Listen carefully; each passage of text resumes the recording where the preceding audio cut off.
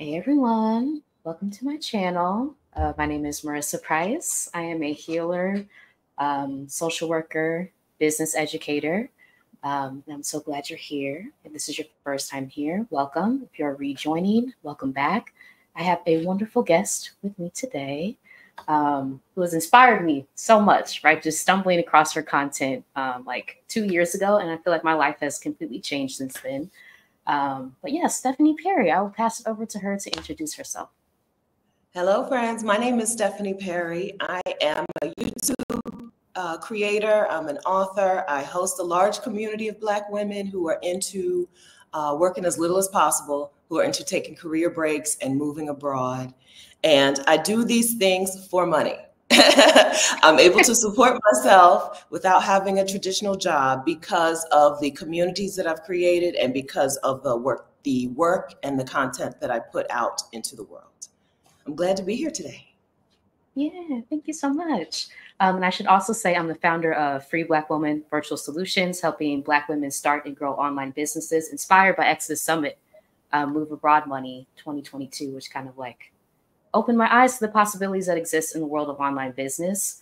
And I also have a community of Black women entrepreneurs starting our businesses. And one of the issues a lot of us run into is pricing our services. So that is kind of the topic of today's conversation. How do we go about pricing our services? A lot of us feel like we can't set our prices adequately because people won't value what we produce. So I guess that's kind of my first question. How do we even go about like pricing our services if we have no idea where to start? A lot of us are brand new to entrepreneurship. So if you just have any tips of where to start if you have no idea. Yes, the where to start, I'm going to tell you where not to start, first of all. Okay. First, don't start with, here's what so-and-so charges. I want to charge less than that. I promise you, you don't want to be the cheapest option in your space. You don't want to position yourself that way because you don't want clients who are just looking to get to nickel and dime you in your business. So the first thing is don't approach things based on, well, so-and-so charges this, it's kind of similar. We're in the same space. We have the same types of clients. So I need to get below that number. You will hate your business. You'll hate your business if you end up with a bunch of clients who are just with you because you were cheaper. Because every single thing will be a battle with them. Everything will be a financial push and pull, a financial struggle. You want to make sure that you're positioning yourself as worth the money, not a good deal. So number one, don't approach pricing as so-and-so charges this much, I need to get below that, okay? Also, don't approach pricing as in, I know my clients can't afford X, Y, Z. You don't know what your clients can afford, first of all, because someone is paying for the very solution that you have. Someone is paying more, right? Somebody who is your ideal client is paying more already. We have a kind of mixed up like idea of money and what things cost and what things should cost. You kind of get stuck in a time period. I'm stuck in $2015. I mean that. Mm-hmm. Like I compare everything to $2015. 2015 is the last time that I had a job. 2015 is the last time I had a steady paycheck, right? Yeah. So I'm stuck in $2015. Meanwhile, people are out here making $2024.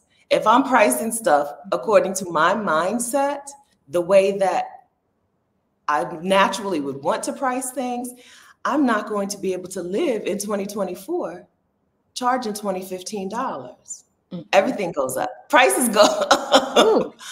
Money doesn't stay the same. Everything costs more, right? So two approaches we don't want to take. We don't want to go into it in those ways, right? Right. Mm-hmm. Whether you have a coaching program or a digital download, the real approach that you want to take to pricing your product, your service, your retreat, your whatever is when people come to me with X struggle, problem, concern, and then they leave me, what is that transformation worth to them?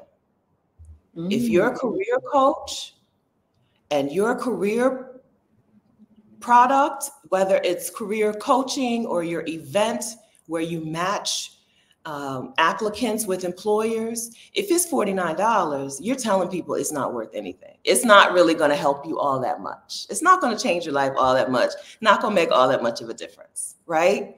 If you believe that this can have the difference of thousands of dollars this year and tens or hundreds of thousands of dollars down the road, that needs to be reflected in the price. I'm not saying you charge a 1-for-1, right? Mm-hmm. But Right. you can still feel really confident saying the price out loud of your product or service if you know that you can 10x what they paid. If the result that you can give them is 10x what they paid you, you can say that price with your chest. You don't have to hang your head down and hem and haw and explain and here's why and here's what, right? That's me. When you know that your thing can give, if it's $1,000 and you know it's going to give them $10,000 in a year, in 2 years, you can say that price with your chest. It really, I know I'm going on and on. You asked me one question, but this is something that yeah. I got a lot to say. It really sucks. I'll tell you this, it really sucks to have people standing in your face crying, talking about you've changed their life, and you don't know how you're going to cover your expenses next month. If your work is transformative, if your work is going to change someone's life because it heals a relationship with their partner, because it gives them more money in their pockets, because it opens up the world of travel to them, whatever it is, if it's going to change their life and they're going to be in your face crying when they run into you. People, I've had this happen to me in 2 different airport lounges last September, October, back to back. I flew back to back, and both times I'm in the airport lounge and women came up to me. I know, listen, I don't want to, right? Because I have a reputation of not liking to work, right? For free. I don't work for free. So they come, I know, I don't want to bother you. I know you, I see you with your mom. One time I was with my mom. I just want to tell you, you changed my life, right? Meanwhile, what would I feel like not being able to cover my expenses that month? How am I going to, right? I can't even pay an assistant, right? Or I can't even go out to eat, give myself a nice dinner. Meanwhile, these women's lives are transformed because of my work. Your stuff needs to be, the price needs to be indicative of the transformation. I talked a whole lot, Marissa, but this is something I'm really, as you can tell, I get a little fired up about this because Black women in particular have a hard time with this question. What do I charge people? Yeah. No, thank you so much. Thank you. And I think just thinking about it that way, like the value of the transformation, because like you said, a lot of us are working with clientele. And you said something else. You don't know how much your clients have to pay. Because a lot of us come into this assuming that people don't have money for what we're offering. So we automatically have to kind of go to the lower number, even if it means we can't afford our expenses. And then your business ends up not being sustainable. You end up being burned out because you're not charging adequately. So it creates this like cycle. So I think that's so important to price based on the transformation. That's kind of like a mindset shift that I'm just having here. Yeah. That's right. The client may not be the person who's paying, right? If you're in a space where it's a tax deduction, right? If you're B2B, if your clients are also businesses, they're paying you instead of paying Uncle Sam, they will gladly pay a higher price because that's not their money anyway. It's either going to go to you, the service provider, or it's going to go to taxes. That's how I approach paying people to help me with things. Right? This is not my money. I know, you know your tax burden. I know my tax percentage. I know that tax burden. All of that money that I make that falls within that percentage is not my money anyway. So why wouldn't I want to pay a virtual assistant, pay a graphic designer, pay this person, pay that person? Because it's either going to them or it's going to Uncle Sam. It's not my money. So number one, you don't know, they may not be the person who's paying. Another way that we see sometimes is people's employers pay them for things that would surprise you. Some people came to Exodus Summit 2023 and had their tickets paid by their employer because their employer pays for certain types of development, personal development. And Exodus Summit is a virtual summit that I co-host with career break coach Rashida Dow. And there was at least one woman, I don't know how many people after that, but one woman shared it in the community that her employer I remember paid. that. Yeah. I was like, what? Right? Yes. And you know how we are. Once one person shares it, other people are going to go and do that same thing. So the money may be coming from a source that you can't even fathom right now. You don't even the person who you think is paying is not the person who's going to have to pay.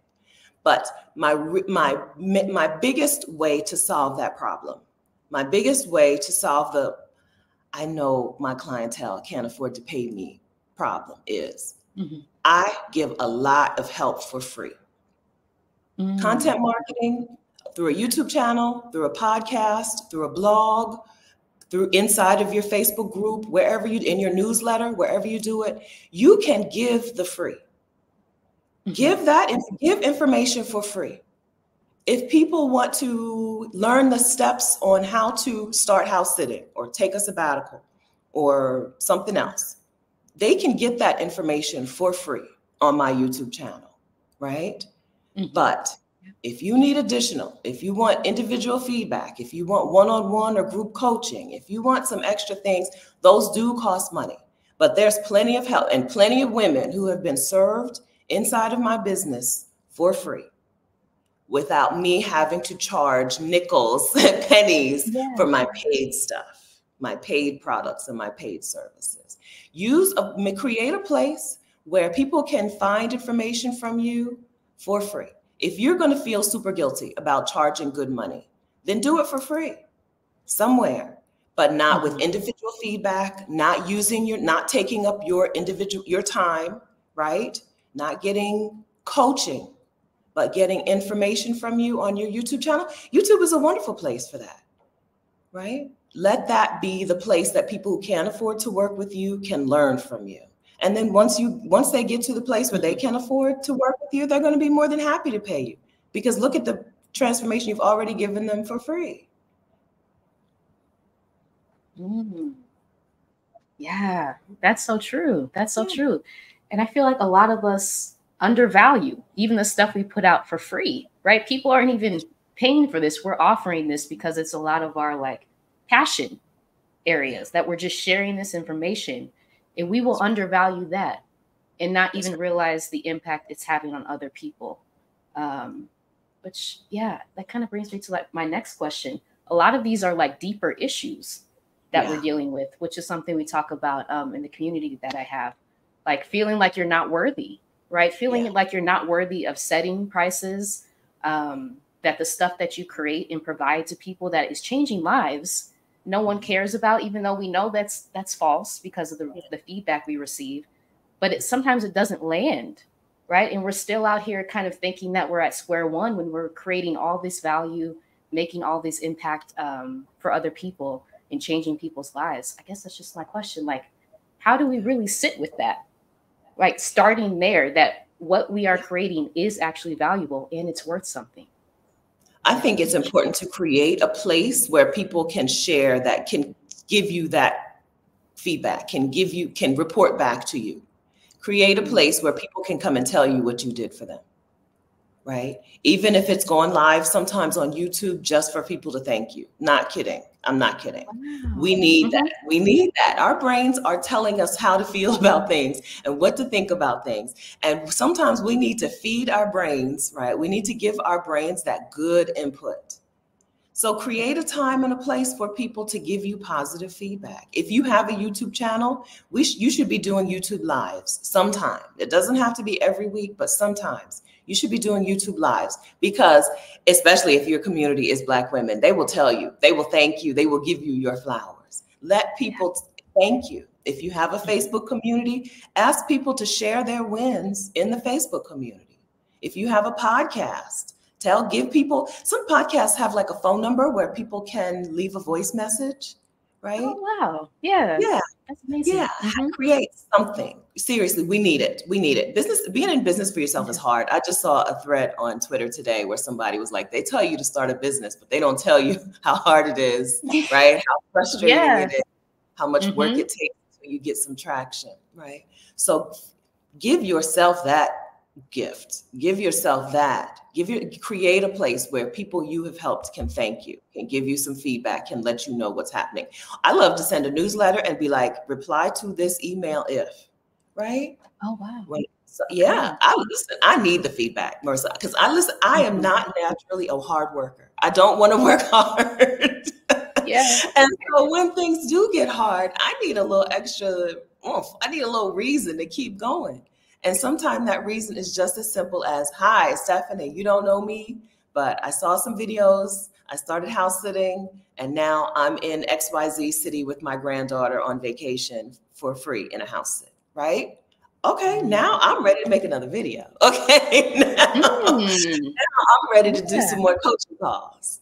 We need to have a place. If you can't think of a place right now, if you're sitting right here and you can't think of a place right now where people can give you feedback, make that the next thing you do. Make some place for people to say, thank you. Here's what I learned from you. Here's how I put that into action. And here's what it's done for me. It can be as simple as going live and asking people in the chat. It can be as planned and organized as creating a survey. Surveys are super helpful for business owners. We should be sending surveys somewhat regularly, at least annually, I guess. I'm not doing that. Okay, this is a do as I say, not as I do. But we should be sending surveys.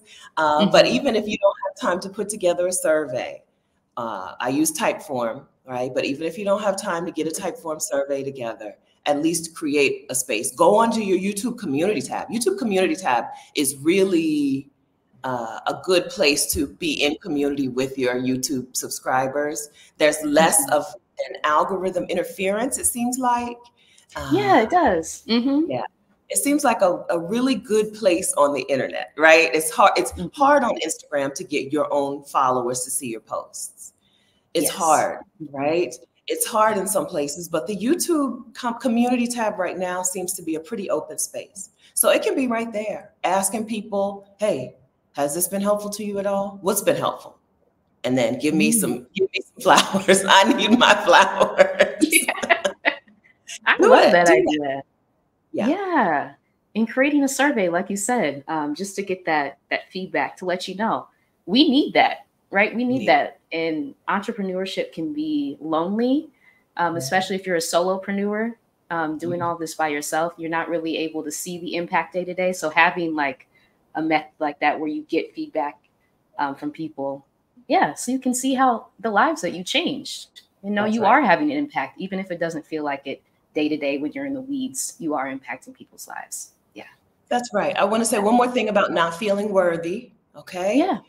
Somebody right now is doing worse work than you, right? And getting more money and more out of it and more praise and more whatever, right, than you.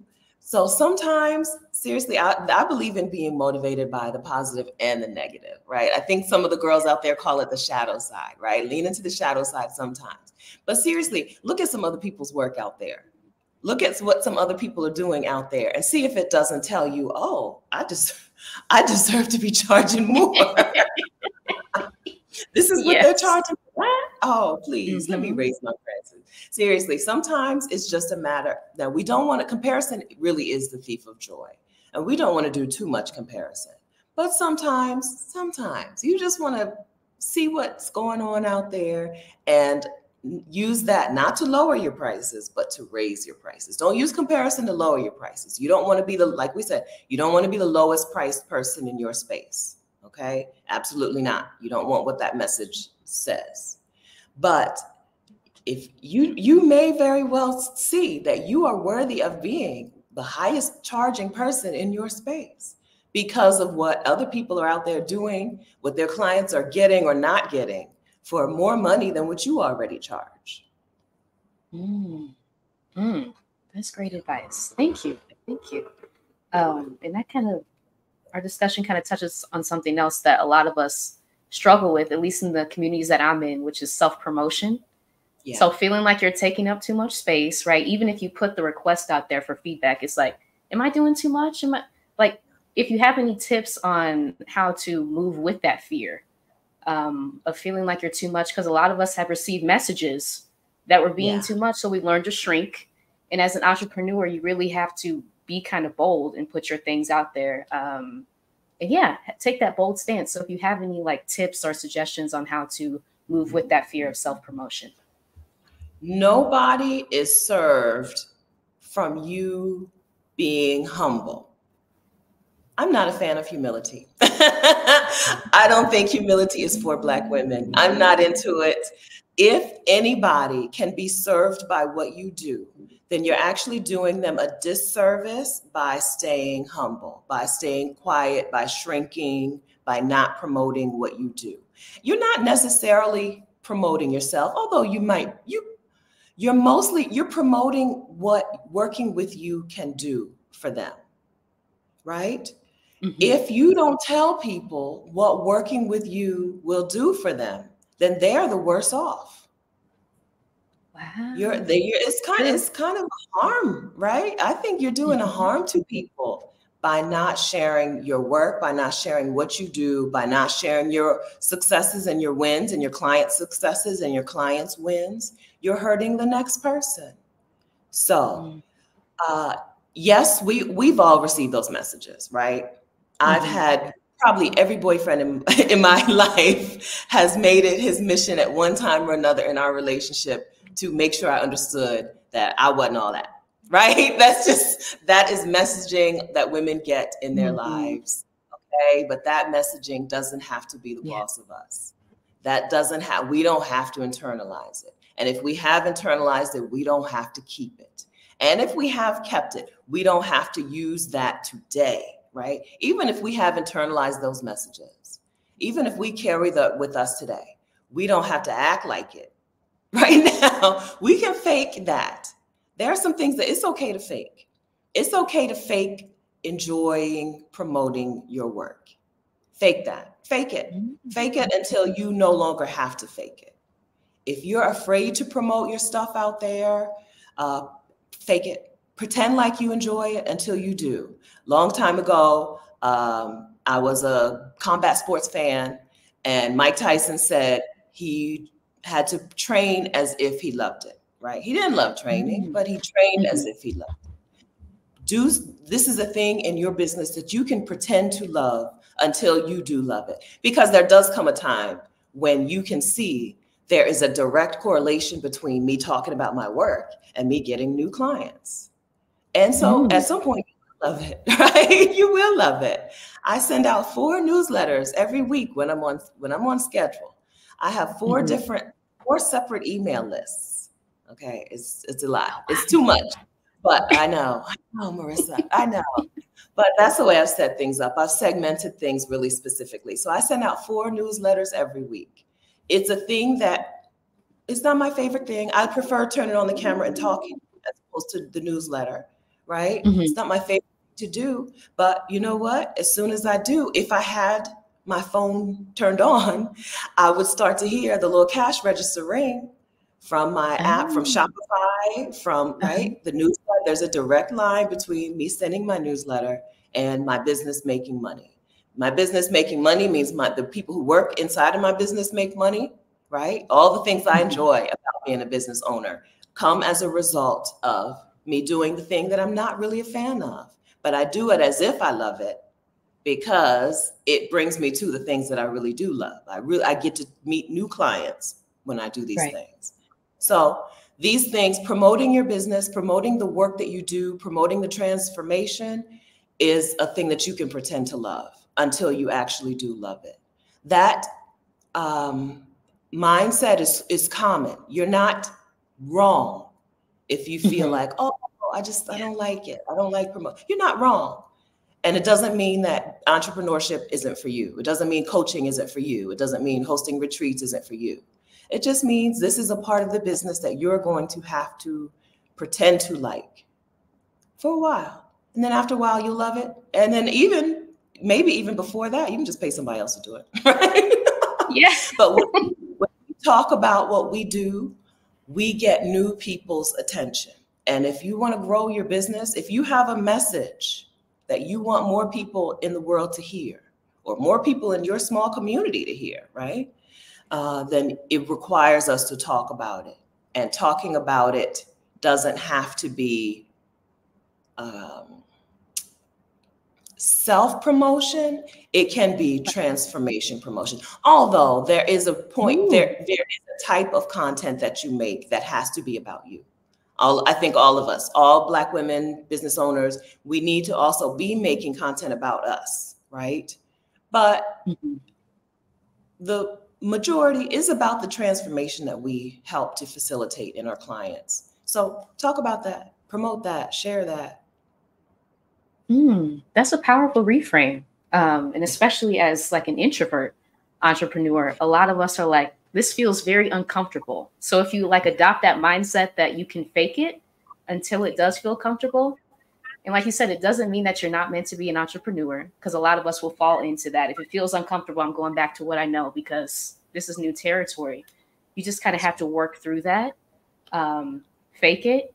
And like you said, like before, there was a video that you recorded before, like put fear in the passenger seat. You sit there and we're still going forward. Because this is my passion area. Yeah. That's exactly. We think fear is a stop sign. It's not a stop sign. Fear doesn't mean stop. Fear just means, oh, this is scary. Probably this is new, right? And this is important. Fear just means this is new and this is important to me.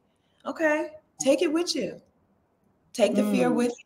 Let it ride along. Fear can't drive, right? Fear is not driving the boat, but you can put in the passenger seat.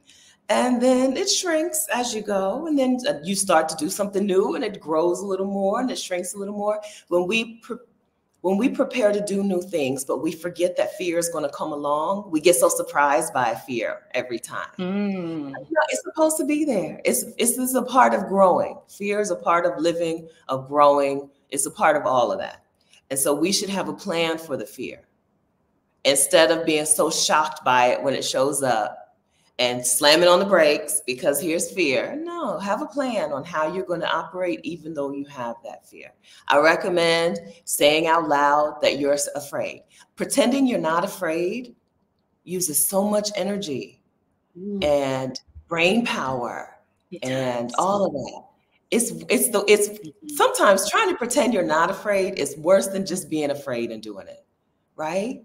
Trying to do a thing and pretending you're not afraid is really hard. So just afraid, relieve some of that pressure. Use it as like a pressure release valve. Say you're afraid. If it's a YouTube thing, if you're afraid to talk on YouTube, get on YouTube and say, this is really scary, right?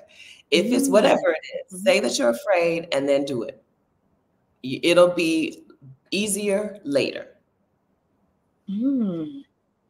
That's amazing. That's amazing. Yeah, that's so true. Just speaking it out loud, right? Because it kind of like disintegrates that shame around it. Like, man, I shouldn't be scared about this. Like, I'm out here in the open. I'm scared. And it also frees other people who may be scared to let them know that fear doesn't have to be a roadblock. You can move forward with it. I love that. I love that. If you're at all in a coaching space where you're requesting people get started when they're afraid, you've got to be able to do that in your own business. I think, so here's what I find, Marissa. I find that a lot of coaches in the life coach space are the worst at that. They're the worst at letting fear stop them. And I'm like, no, you got to coach yourself. If you expect your clients to operate, to take action, even when they're afraid, right? Right. I'm a house sitting coach. I help people house sit and move abroad and take sabbaticals. I also help people start a YouTube channel. If I expect people to take action when they're afraid, I have to model it. I have to do it. Life coaches are some of the worst at this. I know. Listen, let us know in the comments if you're a life coach who also has this same struggle. You're not alone. You have to coach yourself. Sometimes you've got to coach yourself. The same actions that you want your clients to take, you've got to be able to take those actions. You've got to. Powerful. Yeah, that's very true. I did want to touch on, I guess, getting started with the journey of entrepreneurship, and how you maintain like motivation during those initial phases when you're not really seeing the payoff. Right? When it just feels tedious, you're doing all of these roles, marketing, behind the scenes, tech support, like it's all you. And in those stages, it can get like really burdensome when you can't really see like the end result yet. So just like any advice you have on like getting through that stage until you start seeing a payoff, like any tips that you'd like to share? Give yourself an opportunity to make money right away. I think a lot of times we put the money off for so long. Yeah. Make money immediately. Seriously, it sounds really simple, but give yourself an opportunity. Put your offer out in the world early. Put it out before you think you're ready to do it. I started with some one-on-one coaching calls. Now I think they were $20, but being able to make $20 out of nothing on the internet really showed me, oh, there's something here, right? So yeah, give yourself an opportunity. Sometimes we have an idea for a big picture thing, but we're not doing the incremental steps. So sure, maybe you have a vision for a cruise where you take 500 people and you make $1 million in one cruise, right? $1 million revenue in one cruise. Okay. But give yourself some way to make some money now. Even if now not $20, a $20 coaching call is actually losing money with every call. But give yourself a way to make something now. Get your offer out in the world. So I think a lot of times we just wait too late to give some sort of offer, to create some offer. It doesn't have to be the offer, doesn't have to be the main thing, the main money maker, but giving yourself a chance to make some money really gives you, first, it relieves some pressure, but also gives you the idea that this big vision I have, I can get there. Because once you know you can make $100, then you know you can make 1,000. And once you know you can make 1,000, you can make 10,000, right? So first, make an offer. Make an offer earlier than you think it's time to make your offer, right? Also, don't compare, right? Don't compare yourself to other people's progress that way, because you don't know what advantages other people have had. My YouTube channel, I have 160,000 subscribers now, and I'm coming up on 4 years, right? But what people don't know is that my parents let me live in their house, and I didn't pay them any money for months. When I first started my YouTube channel, I was living in their house making videos. I made 30 videos in 30 days, which was hard. It's harder than it sounds. Don't do it. I was dying. But I didn't have to do any other work. I didn't have to do any other things because my parents, they didn't really get it. They were like, what is she doing? But they let me. I had that amazing advantage that a lot of people don't have. So you can't compare your channel growth to my channel growth, right? You can't compare someone else's business revenue to your business revenue, right? Are they spending, if they're making $100,000 a year, are they spending $80,000 a year on YouTube ads and Facebook ads? You don't know, right? So you can't compare. So let that go.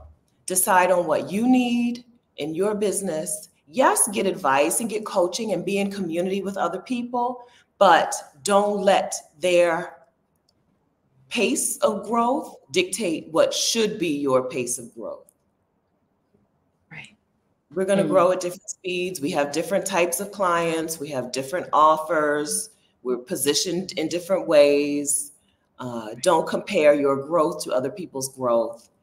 And also give yourself right away, give yourself some opportunity to make some money, even if it's not big money, right? Give yourself some way to make sure that this is a business that people are willing to pay us. You provide a service that people are willing to pay for. Once you validate that, you know that things can be okay.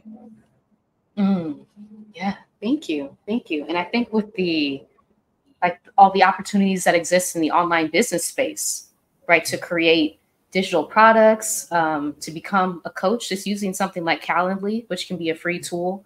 There are so many free tools out there that exist. Which kind of made me excited, having been educated in like the traditional business world, where like you have to go to a bank to get a loan to start a business, all these barriers that have existed for so long, a lot of those have been eliminated. And I don't think a lot of us know that.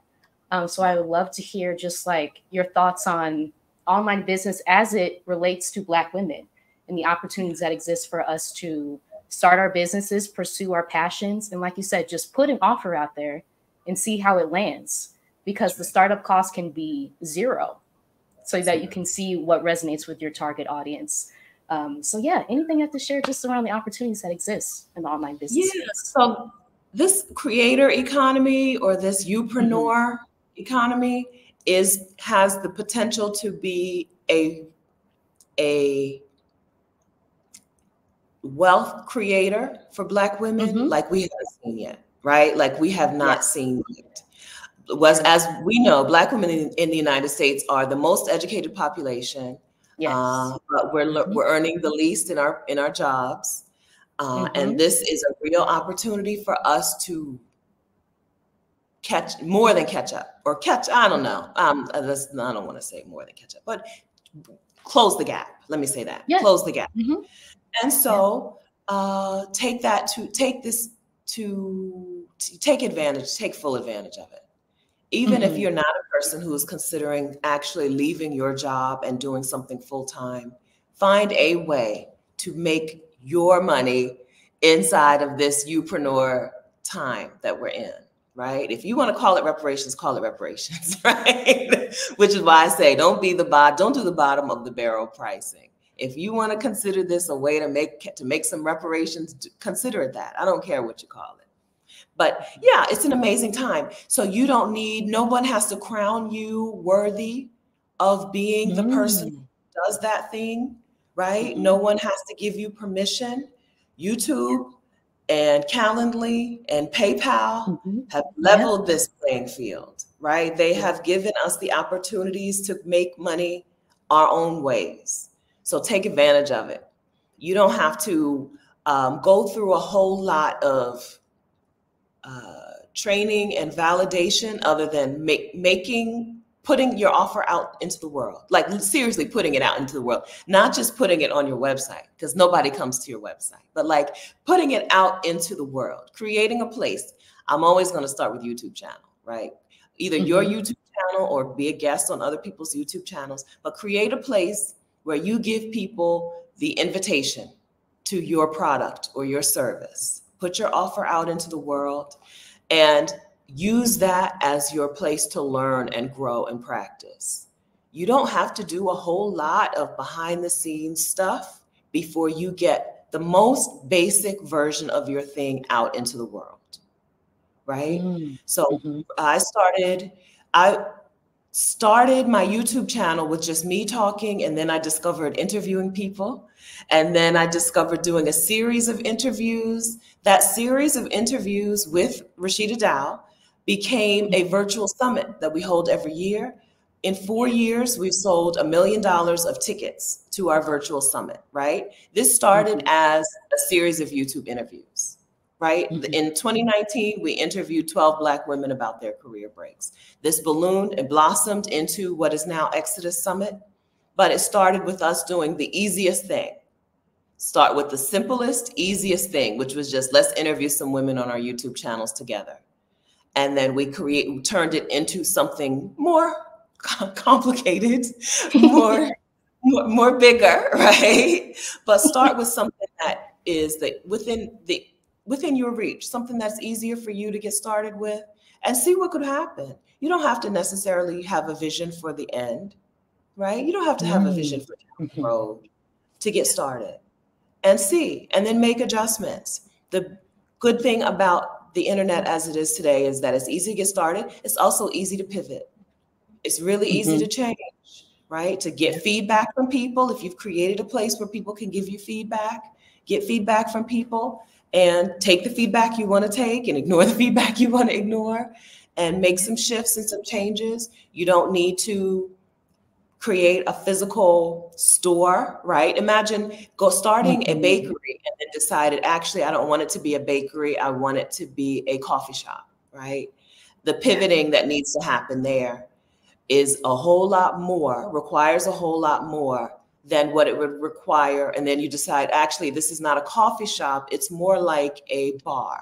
Actually, it's not a bar. It's a place where people come and host events. It's an event space, right?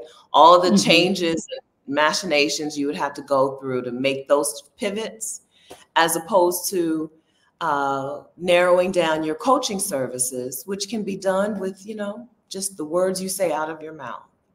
Nothing is set in stone. including in, when you're not a brick and mortar store, your stuff is not set in stone and you can make those adjustments. So today you may be a life coach, and then tomorrow you may decide, actually, it's not life coaching, it's transition coaching. And then it's not necessarily transition coaching for everyone. It's transition coaching for women who are midlife. Actually, it's for Black women who are midlife. Actually, it's for Black women empty nesters, right? Those changes, those pivots, or which is really just a narrowing and a niching, you can do those just by saying the word. You don't have to feel stuck in any space. You get the feedback from your community and you decide on what you're going to do, and it's done. It's a wonderful time. It's a wonderful time to be a creator on the internet, and it's a wonderful time to be in community with other people online, because anything is possible. Anything is possible. You can create something out of almost nothing and enjoy it and thrive from it and transform people's lives with it without having to dedicate years and years and thousands and tens of thousands of dollars towards it. You can learn as you grow. And people, if you're in the content creator space, people give you the grace to learn as you grow. That's powerful. Yeah. And it's such a mindset shift, because a lot of us feel like if we do this one thing, right, if we have this title, I know that's what I was in. If I have this title, I have to stay there. And that meant me suffering in a toxic job because I didn't feel like I had that space to pivot. But when you have an opportunity to create something, the startup cost, like keeping them as low as possible, so you do have that room to pivot. And like you said, as you go along, you gain more information about who your target audience is, what you like to do, and giving yourself space and freedom to do that, and realizing you're in control of the narrative now. You don't have to get anybody else's approval, which is just like, ooh. It's freeing. That's freedom. That's freedom. To me. Yeah. Do you know, Marissa, how much it costs you to start up? It is. Yes, it's freedom. Do you know how much it costs you to start your virtual assistant business? Oh, that's a great question. I think with the tools, because I was on the free plan for a lot of the tools that I still am. I think it cost me maybe $50 initially. And then when I went through the Digital Nomad Kit training program, that was about $1,000 for that. But I've recouped that over and over as a virtual assistant. And yeah, so it's been amazing just being able to be in that space using the skill set that I already have. Because a lot of us undervalue our skill set. Out of all these jobs, like they may be toxic, but you gain skills from them that you can now take and pivot to use for yourself and grow your wealth on your own terms. Right. That's right. So yeah. That's right. So the Digital Nomad Kit, are you an affiliate for them? I am. Yeah, I am an affiliate. All right. Yep. So that is in the description of this video then? They actually have, there is a training coming out that's going to start up. I think it's April 1st, but yes, I will link that in the description. Thank you for the reminder. Yes. And so this is something that you just started in 2022. So you started your virtual assistant business after you came to Exodus Summit and we talked about ways to make money online. You were like, okay, virtual assistant, this is the thing for me. You invested your $1,000 into the Digital Nomad Kit, into their training. And you feel confident in saying that you've made more than $1,000 back from what they taught you, right? Oh, absolutely. It was worth the investment. Right? Yes. That's the pricing. This is the pricing model.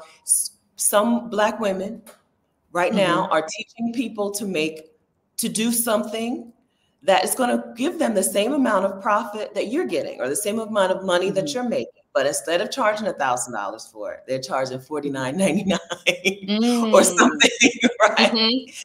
And they're giving people the message that, oh, it's not really worth it. Not really going to give you too much on the end, right? It's $49, $47, not going to help you all of that much. And then they're not giving, that's meaning that people are not taking that leap and being able to 10x the investment. Price your stuff, friends, so that you can give people the signal that this is how much they can expect to make from it, this or more. Give them that signal by giving your stuff a good price, by giving it a price that means that it is going to pay them back. A $49 coaching program doesn't promise a whole lot, even if it's the exact same thing. I'm sure she could have set the price at $49, right? Or $199. But she did not, because she knows on the end people can make 2 times, 4 times, 10 times that amount of money in a year. And so she set a price that makes her feel good and gives her the right clients who are going to walk in the door ready to work. Because when you're starting a virtual assistant business, you probably don't have $1,000 just laying around, right? It's true. That's going to take some effort, take some resourcefulness, going to take some making of some money on your own before you come in. So that's $1,000 precious dollars, and you're going to put real effort into that program because you put real money behind getting into that program. It also is really important for you to charge a price that gets serious people in the door and not just anybody. You don't want just anybody walking in the door, because then you don't get testimonials. When just anybody walks in the door, they don't do the work. They don't give you good testimonials. And then it looks like your stuff is the problem when really your price is the problem. You can teach and you can help and you can serve and you can coach. But if you're not getting testimonials from people because they're dropping out because the price was so low, they didn't care about it, you're shooting yourself in the foot. Okay. Yeah. Okay. Digital Nomad Kit, in the description of this video. I've heard wonderful things about it from Marissa and from women inside the community. Links in the description of this video. If virtual assistant is your way, that you are going to go out, leave traditional job life behind and give yourself some location freedom, right? Some time freedom, be the boss of your time. And when you work and you don't work, being a virtual assistant is a wonderful step. It's a wonderful approach. I started out as a virtual assistant. I made lead magnets in the beginning. I made lead magnets. Wow, I didn't know that. Yeah, it's a wonderful thing. I didn't use a program like Digital Nomad Kit. And so I wasn't really set up to get clients who could afford to pay me, right? Which is really important. It's a really important step. I chose a clientele that was new to coaching. I liked to help new coaches, and I didn't. So this is how I know this advice. The advice of do the free stuff on YouTube. That's what I wish I had done. I wish I had done the free stuff on YouTube and then charged actual money for my work. I might still be a virtual assistant today if I had known what I know now, what I've talked about already today. If I knew this then, things might look a little different, and I might still be doing virtual assistant work because it was work that I really liked doing, but I set things up for failure. I set myself up for failure. Yeah, and just shout out to Digital Nomad Kit again for their training program. Hannah Dixon, who runs that, basically gave me the building blocks to transition out of a toxic job, to take the skill set that I already had and create a business, Free Black Women Virtual Solutions, in a safe community, a learning community, which I think is pivotal. Right? Being around people you feel safe to say, I don't get this. I don't understand this. There's so many tools out there that exist. So being able to have that safe space to just learn and grow your business, I think is pivotal, and actually led me to create my own online community for Black women entrepreneurs. So yeah, the spark, right? The inspiration as you share your stuff, pricing it appropriately to attract the appropriate people is so important. Other people can get inspired by that and create their own things. So I think that's so powerful. Yeah. It is. I do want to ask about your upcoming book, Job Detox, and just your upcoming talk at the Job Liberation Virtual Summit, which I'll be co-hosting with Dr. Kamadi, Lifting As We Climb Consulting on YouTube, and just how you made that pivot out of a toxic job to a virtual assistant, as you said, to what you're doing now, which we see your work and your message inspiring so many people. So anything you'd like to share around that?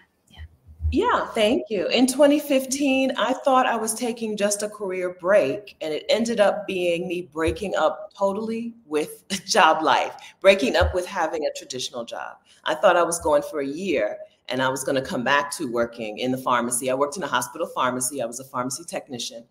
And I thought, you know, I saved up this money. I'm going to travel for a year, and then I'm going to come back to work. It turns out, once you're away from traditional jobs, once you're away from the United States, once you're away from hustle culture, grind, no sleep, you know, once you're away from that form of capitalism for a while, you don't want to come back. You know, No, you don't you don't. Absolutely not. You don't want to set your life up that way anymore. And so once I traveled, I got to travel Southeast Asia and Australia and a little bit of Europe for a year. Once I did that, I was like, now I need to find a way to make this sustainable. And I need to introduce some more Black women to this. I had a list of 8 women. I knew 8 Black women in my life who I needed to take a career break and readjust some things and reframe their idea of where work was supposed to fit. What I learned when I got to travel for a year was that, you know what, work is not supposed to be the center of your life. It's supposed to just be a slice. You know, if we are living a 360-degree life, work is just supposed to be a slice. But in the US, work bleeds into our personal life, our fun and hobbies, our friendships, our family relationships, all of it. Our spirit, even our spiritual life suffers because work has bled over. It's like an invasive species that we have to weed out. I sincerely believe that we can weed that out, and we can start over and create a healthy relationship with work, which can mean not working at all. If you got it like that, don't work at all. But however much work you need to do, it needs to be that much, and it needs to take up that much space in your life and not be your life, not get to dictate the rest of your life. My job dictated where I went on vacation because I could only get so many days approved. Even if I had them in the bank, they wouldn't approve me for all of my vacation days at once. So that meant that I couldn't fly to Asia because it takes 2 days to get there and 2 days to get back. I only get approved for 5 days. I'm lucky to get approved for 5 days at a time, right? So work dictated way too much of my life. And when I finally saw that, I couldn't wait to share that with other people.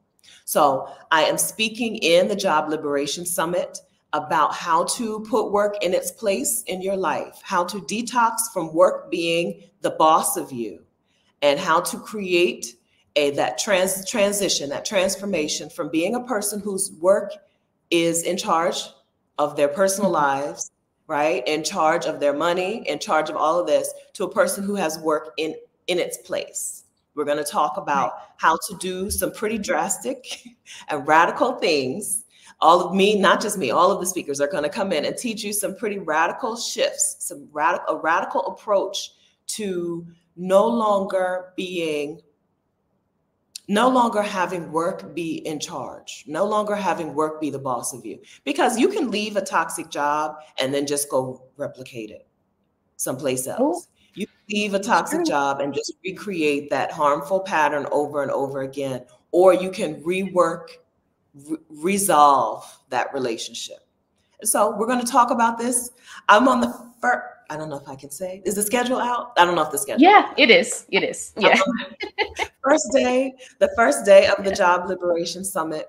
Basically, I'll tell you, we're going to work through a couple of chapters of my book. My book is Job Detox, a framework for Black women to stop striving and get free. And we're going to work through a couple of chapters in the book together, because that's how badly I want Black women to have a full life, and not just keep working until you hit this magic number, which is retirement age, and then try to squeeze in all the living, right?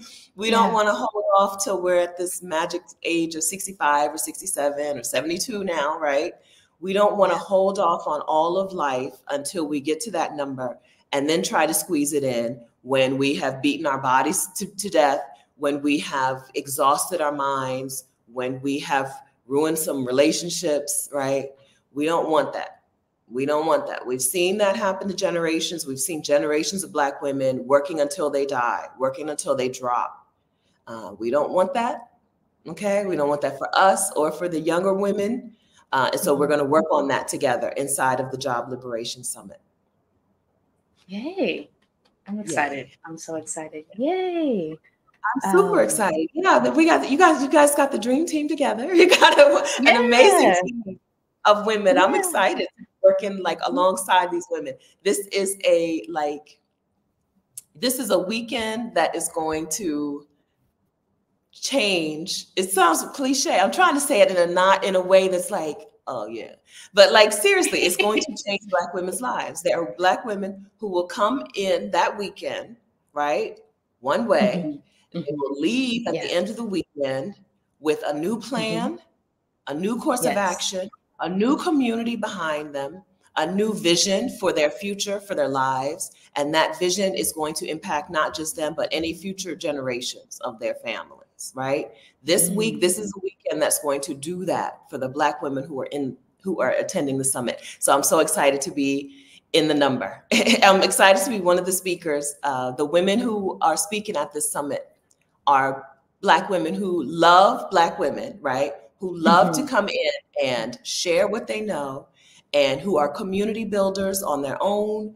And when we put these women together, right? When you guys put these women together, it's going to create magic, right? It's going to be a wonderful, wonderful weekend. Transformative is not even a big enough word. There are women who are going to be, you're going to sitting in the airport lounge, right? There are women be coming up to you for years after this summit saying, you changed my life. That's what it is. Okay. And so I'm so excited to be one of the speakers, but I'm even more excited for the women who are coming, who don't know. They don't even know yet. They don't even know what they're in for yet. Yes, we're so excited too. Yes, the Job Liberation Virtual Summit happening May 18th and 19th online, and tickets go on sale, early registration April 4th. So look out for those details. But yes, we are so excited. And just being inspired by Exodus Summit, right? And having the tools, the resources to move abroad and be in a community that is supportive, that freely shares knowledge with one another has been just so inspiring for us to be able to create this to help liberate Black women from toxic jobs, as both of us, all of us, really toxic job survivors. Unfortunately, it's so common. So to be able to share resources, like you said, the speaker lineup is amazing, a dream. So yes, looking forward to it. Yes. But yeah, I guess as we're wrapping up, just any last tips, words of advice for Black women entrepreneurs going about setting their prices adequately, being able to sustain their businesses and their lifestyle, while also acknowledging the tremendous value they bring to their clientele. Anything you'd like to share around that? Yeah. To wrap things up, I would say create a vision for what your business can do for you, for your family, for your clients. Create a real vision of what this can be, and move yourself closer and closer to that being the reality. You can stay where you are. You can create a business that's doing okay and it's, making some money and, make, some struggle money. We've all made struggle money in our businesses, right? Or you can create a bigger vision for that business and then take the steps that you need to take to move it there. One of the steps really is going to be charging more money, okay? That's always going to be a step.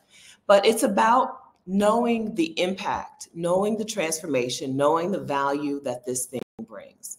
When your work becomes a movement, what will that mean for this group of people, for this clientele, for these women that you serve or the people you serve? What will that mean? And then move yourself towards creating that. If you let the fear of judgment from other people, if you let the fear of messing up or failure or of other people seeing you fail, if you let those things stop you, nobody wins, right? Nobody wins. I'm talking to you and me, right? Nobody wins. But you have the power to create a movement or to be a contributor to a movement. And so anything that's in the way of that, you've got to find a solution.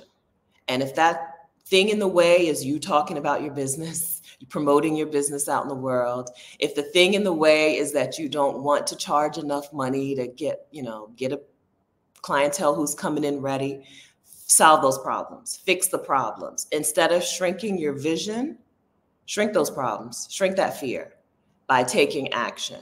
It's okay to take some action on some stuff and then let the fear shrink instead of waiting on the fear to shrink and then take action.